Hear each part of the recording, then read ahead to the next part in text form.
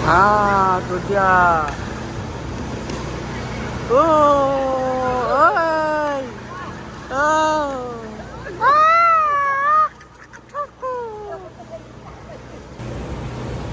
Mak. Kakak. Ya. Kita tengok tahu dengan YouTube baru. Kita mau ke park. Sana. Rumah Kak Ida.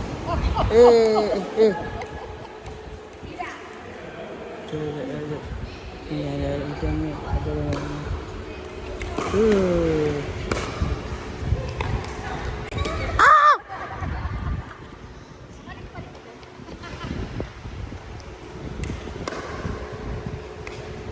Okey, Mary dah nak habis dah. Mana mula dah hendak. Kak, petang tu berapa ni petang? Dah cakap dalam rumah kita. Okey, kita je ke sini je. Kita rumah Kak Ida. Aduh. Aduh. Mari kita kena langgar lagi. Kita sana jelah. Bahayalah sini. Mak kena ke? Sakit. Terbaik dan ayat baru buka rakam. Baru buka bawa rakam. Mak kena. Cak je lalu kita dekat sana. Si ada apa tu? Pedal apa tu? Apa dia? Pedal jadi ni rumah Kak Ida tu. Tak tahu. Tak tahu. Pickleball kan? Apa dia? Pickleball kan? Ya, kita main pickleball. Oh, main Dekat pickleball. Oh, dekat ekor. Ikut radio. Oh, ya je.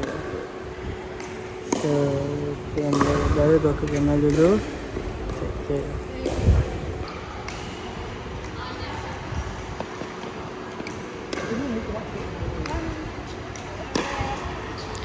Oh, sikit lagi.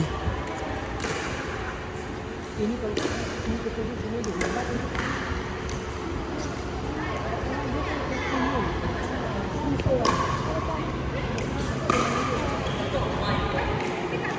Mana lagi kita tak lambul lah.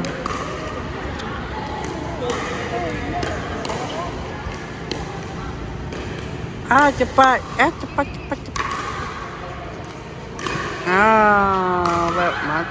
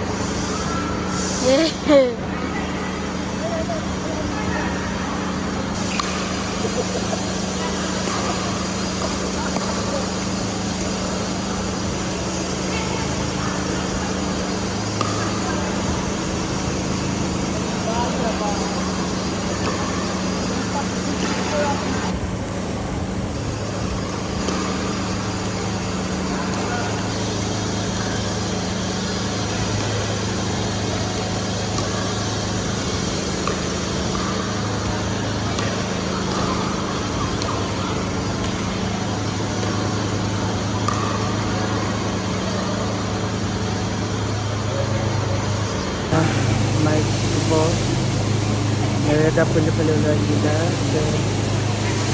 dalam rumah. Ada sama juga. Jadi saya ini boleh kita dengar mai kalau masuk sini kita rumah juga kita ikut kita masuk saja kita ada salah kami tidak atau tidak aja kami je jadi kali ini saya belum dah subscribe Ha? Apa? Like. Like and share.